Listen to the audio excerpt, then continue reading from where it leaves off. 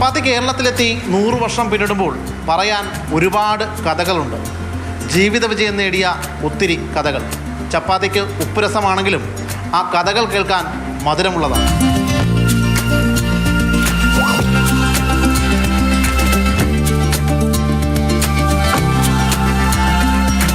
എടാ, നമ്മൾ ഈ ചപ്പാത്തിയുടെ പരിപാടി തുടങ്ങിയില്ലായിരുന്നെങ്കിൽ എന്തായിരിക്കും നമ്മുടെ അവസ്ഥ? ഇപ്പം 100 വർഷം ഇനി കഴിഞ്ഞ ദിവസം പേപ്പറിൽ കണ്ടില്ലേ ഇതിനെപ്പറ്റി നമ്മൾ എവിടെ നിന്ന് നമുക്ക് ഈ ഐഡിയ കിട്ടിയാണ്. നമ്മൾ അന്ന് രണ്ടുപേരും കൂടി അന്ന് ആ സ്കൂട്ടറിൽ നമ്മൾ നടന്ന സമയത്ത് ഏത് ബേക്കറികളിൽ ഈ പ്രൊഡക്റ്റ് ഇരിക്കണുണ്ട്. അപ്പോൾ ഇത് എവിടെ നിന്നാണ് ഈ സാധനം വന്നതെന്ന് വെച്ചാൽ നമ്മൾ ഹാഫ് കൂടി ചപ്പാത്തി. അപ്പോൾ എല്ലാവരോടും പോയി നമ്മൾ ചോദിച്ചു, ഇത് ആർക്കും അറിയില്ല, ഇത് എന്ത് സംഭവം മോനെ, ഇത് ഹാഫ് ഒന്നും വിജയിക്കില്ല മോനെ, അങ്ങനെയാണ് ഇങ്ങനെയാണ് പറയുന്നവരെല്ലാവരും നമ്മളെ നിരുത്സാഹപ്പെടുത്തി. ഈ ബിസിനസ് തുടങ്ങാൻ ആവശ്യമായ മൂലധനത്തിന് വേണ്ടിയിട്ട് നമ്മൾ ബാങ്കുകളെ സമീപിച്ചപ്പോൾ അവർക്ക് പോലും വിശ്വാസ്യത ഉണ്ടായിരുന്നില്ല. ഇങ്ങനെ ഒരു ചപ്പാത്തി കമ്പനി, ഇങ്ങനെ ഒരു പ്രസ്ഥാനം നമ്മുടെ നാട്ടിൽ വിജയിക്കുമോ, ഇതിൽ നിന്ന് എന്തെങ്കിലും ലാഭം കിട്ടുമോ എന്നൊക്കെയാണ് അവിടുത്തെ മാനേജ്മെൻറ്റ് ചോദിച്ചുകൊണ്ടിരുന്നത്. നമ്മളന്ന് തൊടുപുഴയിലൊക്കെ പോയി നമ്മൾ ആ യൂണിറ്റ് കാണാൻ പോയത്, നമ്മൾ ഇതേപോലെ അങ്കമാലിൽ പോയത്, എന്നിട്ട് ആ യൂണിറ്റിൽ നിന്ന് നമ്മൾ ഓടിച്ചു വിട്ടതൊക്കെ ഓർമ്മയുണ്ടാവും. അപ്പോഴും നാട്ടുകാർക്ക് ഇതെന്തായിരുന്നു സംഭവം എന്താണെന്ന് അറിയില്ലാത്ത നാട്ടുകാർക്ക് ഭയങ്കര ഒരു അത്ഭുതമായിരുന്നു. ഈ ചപ്പാത്തി കമ്പനി ഇങ്ങനെ പാക്കറ്റിൽ ചപ്പാത്തി കിട്ടുമോ, നമ്മുടെ നാട്ടിലൊക്കെ ഇങ്ങനെ ചപ്പാത്തി ആരെങ്കിലും വാങ്ങിക്കുമോ എന്നുള്ള സംശയമൊക്കെയായിരുന്നു.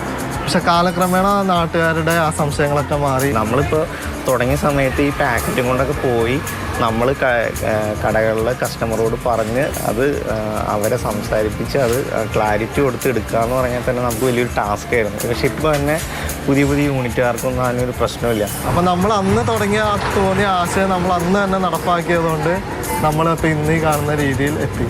നമ്മളെ പിന്തുടർന്ന് പിന്നെയും ചപ്പാത്തി കമ്പനികൾ ഈ നാട്ടിൽ വന്നുകൊണ്ടിരുന്നു, ഇപ്പോഴും വന്നുകൊണ്ടിരിക്കുന്നു.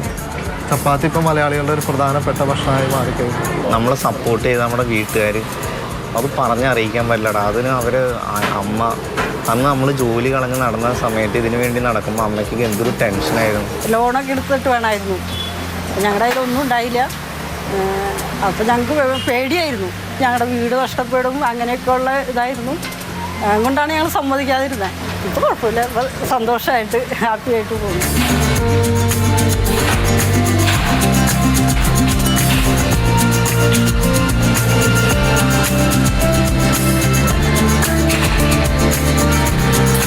ഇപ്പോൾ നമുക്ക് നിലവിൽ ഏകദേശം എറണാകുളം ജില്ലയിൽ 250 കടകളോളം നമ്മൾ സപ്ലൈ ചെയ്യുന്നുണ്ട്.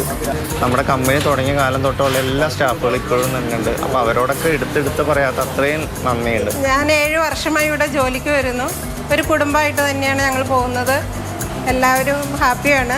നമ്മൾ ആ ചപ്പാത്തിയുടെ പരിപാടിയിൽ നിന്ന് ഇപ്പോൾ എല്ലാവരും ഹാപ്പിയായി. ഇപ്പം ഞാൻ ഹാപ്പിയായി, നീ ഹാപ്പിയായി. ശരിയാ, ഞാനും ഹാപ്പിയായി, നമ്മുടെ ഇവിടുത്തെ സ്റ്റാഫുകളും ഹാപ്പിയാണ്, വീട്ടുകാർ എല്ലാവരും ചപ്പാത്തിയിൽ നിന്ന് എല്ലാവരും ഹാപ്പിയായി അല്ലേ?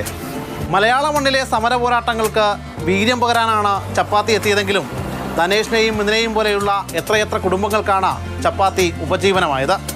ക്യാമറമാൻ മനോജ് മാടശ്ശേരിക്കൊപ്പം ശ്യാമപ്രസാദ് ഉത്തമൻ, മാതൃഭൂമി ന്യൂസ്, കൊച്ചി.